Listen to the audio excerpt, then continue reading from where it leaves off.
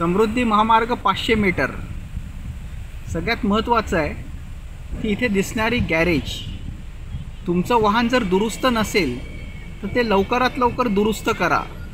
कारण बरेचदा असं होतं, हायवेज असतात, महामार्ग असतात, तिथे गॅरेजेस उपलब्ध असतातच असं नाही. आपण थोडासा क्लोज त्याचा अँगल घेतोय.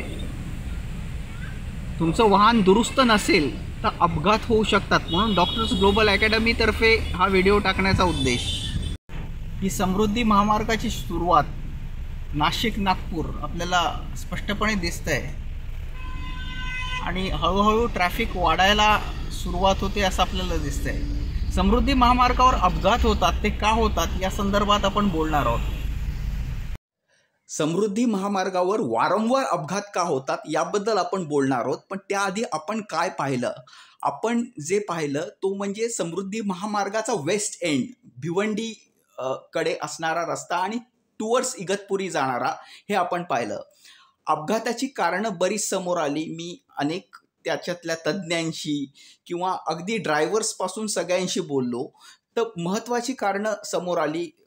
त्यातलं सगळ्यात महत्त्वाचं कारण म्हणजे हायवे हिप्नॉसिस.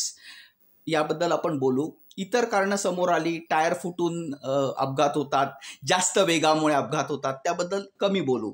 हायवे हिप्नॉसिस म्हणजे काय, हिप्नॉसिस म्हणजे काय, संमोहन. याबद्दल आपल्याला बोलायचं आहे की असं काही संमोहन असतं का, की हायवेवर गेल्यावर काही हिप्नॉसिस म्हणजे ड्रायव्हर हिप्नॉटिझममध्ये जातो का, की त्याच्यामुळे अपघात होतात.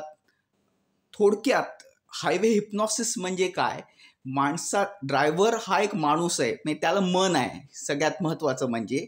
आणि बरेचदा जेव्हा एकच दृश्य ड्रायव्हर वारंवार बघतो तेव्हा ते दृश्य म्हणजे त्याचा डोळा आणि त्याचा मेंदू याचं कनेक्शन एका विशिष्ट दृश्यामध्येच इन्व्हॉल्व होतं. त्याला गुंगणं म्हणतात, ड्राउझीनेस. तर हा एक हायवे हिप्नॉसिसचा प्रकार झाला. याच्यात बरीच कारणं आहेत. ड्रायव्हरवर येणारा अतिताण, ड्रायव्हरला पुरेशी झोप न मिळणं, ही कारणं झाली. आता आपण उपायाकडे वळूया.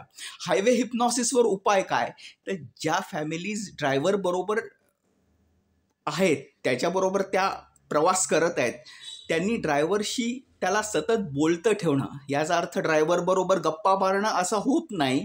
ड्रायव्हरला मध्ये मध्ये प्रश्न विचारणं, आपण काका कुठे चाललो आहोत, कुठल्या दिशेने चाललो आहेत, बरं आता इगतपुरीला किती वेळ आहे, बरं याच्यानंतरचा पुढचा, अगदी छोटे छोटे प्रश्न, मोठे प्रश्न नाही, गप्पा मारायच्या नाही, इकडच्या तिकडच्या गप्पा मारायच्या नाहीत, पण थोडंसं ड्रायव्हरला अलर्ट ठेवणं हा त्याच्या मागचा उपाय आहे. आणि ड्रायव्हरनी काय करावं, काही लोक म्हणतात त्यांनी चिंगम खावी, हे तात्पुरते उपाय झाले. पण ड्रायव्हरनी स्वतःशी संवाद साधायचा. समजा तो एकटा असेल तर, हा सुद्धा महत्त्वाचा मुद्दा आहे की आता इगतपुरी आलं, आता आपल्याला, मी ज्याला सेल्फ टॉक म्हणतात, हा त्याच्यावरचा उपाय असतो. म्हणून आपण उपायांवर जास्त फोकस करतोय त्याच्या कारणांपेक्षा.